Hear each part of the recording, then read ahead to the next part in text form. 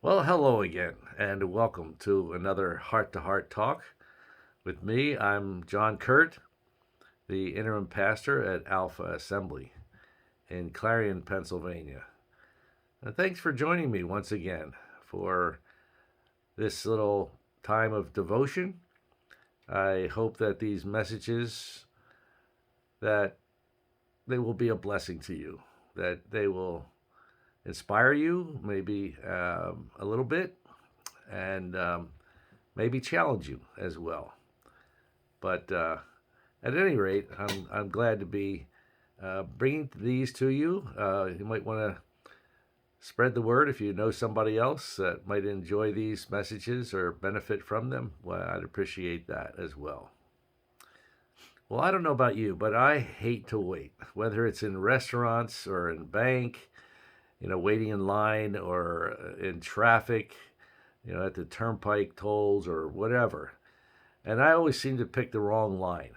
I don't know about you, but I always seem to pick the wrong line, and my line is just stopped, and everybody else seems to be going through. But that's, I guess, all in our head sometimes. We think that, but it really doesn't happen. But anyway, I do hate to wait, and I think sometimes I hate to wait, and all of us do, for our answers to prayer. We pray and pray and pray, and nothing seems to happen. And we hate to wait. We just don't take the time to pray. And we just want rush, rush, rush, And many times in the scripture, we are told to wait for God. We find in Psalm 62:5 that David had to talk to himself about waiting when he wrote, "My soul waits silently for God alone, for my expectation is from him." I'm sure you've realized by now that God seldom, if ever, gets in a hurry. But usually we're just the opposite. We're so impatient, and we get in such a hurry, which more often than not leads to trouble. It may even lead to anxiety or fear or whatever. We don't wait for the still, quiet, small voice of God before acting. Instead, we listen to the voice of our spiritual enemy, Satan, who urges us to make decisions quickly without waiting for clear direction from God. Anytime we feel an overwhelming urge to be impetuous, we would probably do well to stop and wait.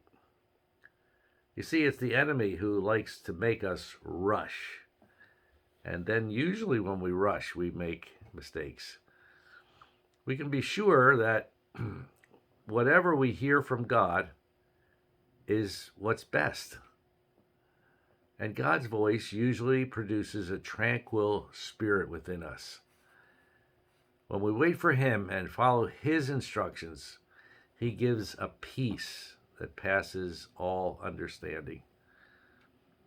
And recently, I was talking to one of my relatives who was thinking of buying a house down in the villages. And somehow the house that they were going to sell up in the north fell through, which meant that their house possibly in the villages was going to fall through.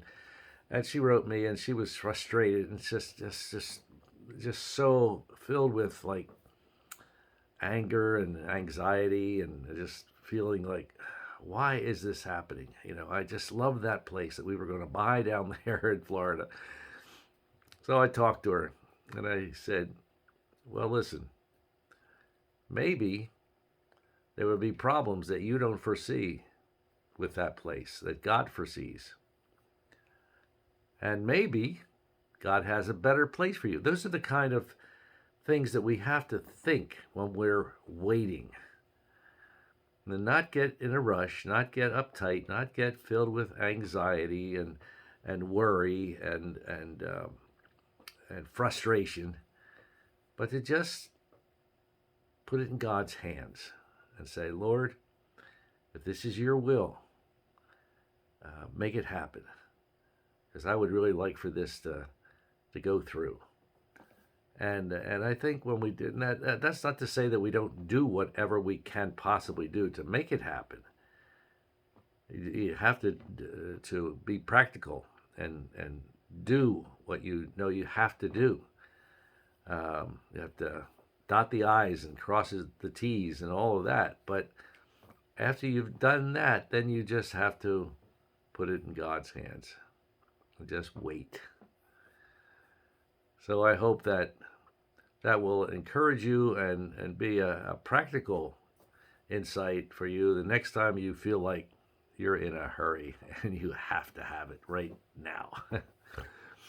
Well, thanks for joining me once again. And as always, I invite you to attend our church service on Sunday morning at 10:30, Alpha Assembly in Clarion, Pennsylvania. We're on 499 Grandview Pike. You can check out our website, alphaag.org, or go to our Facebook page and find out more and see us.